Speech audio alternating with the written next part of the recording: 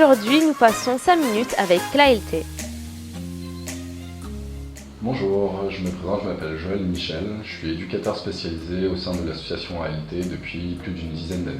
L'association ALT existe depuis l'année 1974. La loi de 1970 a défini le public consommateur de drogue illicite à la fois comme des personnes relevant de la justice, à savoir une réponse pénale, mais aussi des personnes relevant du soin, d'où l'ouverture des premiers centres de soins dédiés à l'accompagnement de ces personnes. L'association, au départ, était un comité de lutte contre la toxicomanie, essentiellement animé par des psychiatres, et qui s'est transformé en association de lutte contre la toxicomanie, donc en 1974. Quelle est la mission de l'ALT ? Elle a pour mission de mener des actions de prévention et de soins auprès des personnes ayant des problématiques d'addiction. L'association ALT a, comme toute association, un projet d'établissement. On a notamment dans ce projet d'établissement 5 grandes missions, qui sont la mission médicale, la mission psychologique, la mission sociale, une mission éducative et une mission de réduction des risques. Donc, tous les professionnels qui travaillent au sein de l'association sont amenés à répondre à une de ces missions ou à plusieurs de ces missions. Travaillez-vous seul ou avec des partenaires ? Nous avons en effet différents partenaires. Une association qui a une date de création depuis 45 ans a en effet eu l'occasion de développer tout son réseau et ses partenaires. Toutes les autres associations du social ou du médico-social qui seront susceptibles de rencontrer ou d'être confrontées à des personnes ayant une addiction. Quel est l'engagement de l'ALT ? D'accueillir les personnes là où elles en sont, sans jugement, sans moralisation de leur situation ou de ce qu'ils peuvent vivre. Quel est le lien entre la PAEJ et l'ALT ? L'association ALT a plusieurs services, le centre d'accueil et de soins dans un premier temps, le centre thérapeutique résidentiel dans un second temps, et justement tout le réseau des points d'accueil et d'écoute pour les jeunes qui sont disséminés un peu partout dans le Bas-Rhin. Ce sont des permanences tenues par des psychologues. L'idée d'avoir ces temps de points d'accueil et d'écoute jeunes, c'est pour permettre de rencontrer des jeunes qui auraient des situations de mal-être et peut-être d'éviter qu'elles entrent dans une addiction de façon précoce, leur permettre d'avoir un espace de parole où elles vont peut-être un petit peu pouvoir évoquer leur mal-être plutôt que d'y répondre par une consommation. Quel type de personnes vous accueillez ?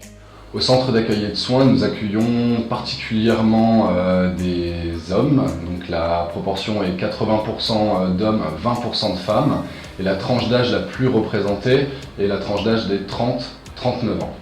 Quel accompagnement proposez-vous ? Alors, les actions menées par l'association répondent toutes du même principe, à savoir que quiconque se présente au sein de l'association est au centre de ces démarches, est respecté dans son adhésion aux propositions d'aide qui lui sont faites, est tenu en responsabilité et libre de changer d'interlocuteur.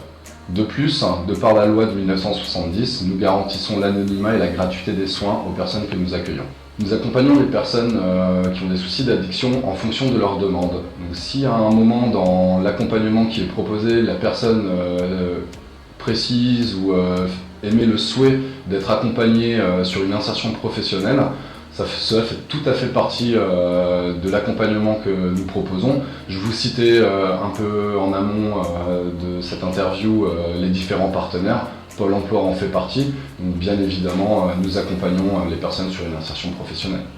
Les usagers possèdent-ils une aide financière ? Les personnes que nous accompagnons ne possèdent pas d'aide financière directement donnée par l'association.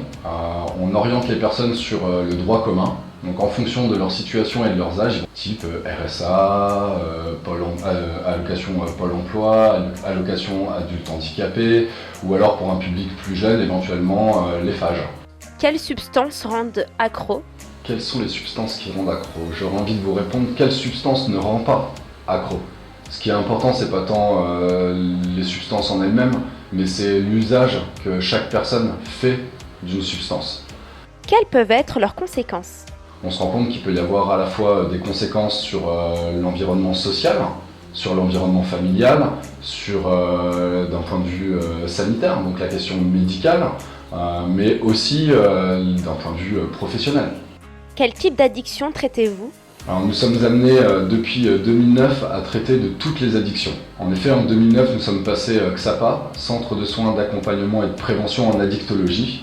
Donc, nous sommes amenés en effet à traiter les addictions avec produits, mais aussi les addictions sans produits, à savoir par exemple les paris sportifs, la dépendance au sexe, les jeux en ligne, les écrans plus largement. Quel est votre taux de réussite? Qu'est-ce qu'une réussite, tout simplement? On accompagne des personnes, pour certaines depuis très longtemps, et on arrive à se rendre compte que à travers les différents dispositifs, notamment toute la mission de réduction des risques, que le public que nous accompagnons est de plus en plus vieillissant. Avez-vous déjà entendu parler des cigarettes truquées avec des drogues de synthèse? Je n'ai jamais entendu parler de cette affaire, mais c'est tout l'intérêt aussi du travail qu'on peut faire et de rencontrer des jeunes avec différents horizons. C'est que justement, on entretient, nous, en tant que professionnels, une veille autour des nouveaux produits ou de ce qui peut se passer, mais on ne peut évidemment pas être au courant de tout.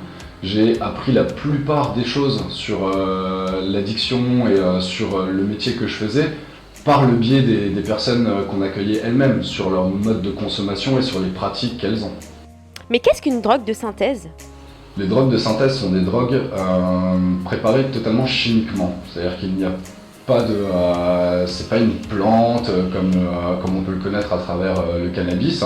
C'est des produits qui relèvent purement de manipulation chimique et qui peuvent avoir un niveau de dangerosité important. Comment engagez-vous vos jeunes à parler de leur addiction? Pour rencontrer les jeunes et les amener à parler de leur addiction, il est important dans un premier temps, je dirais, de les rencontrer.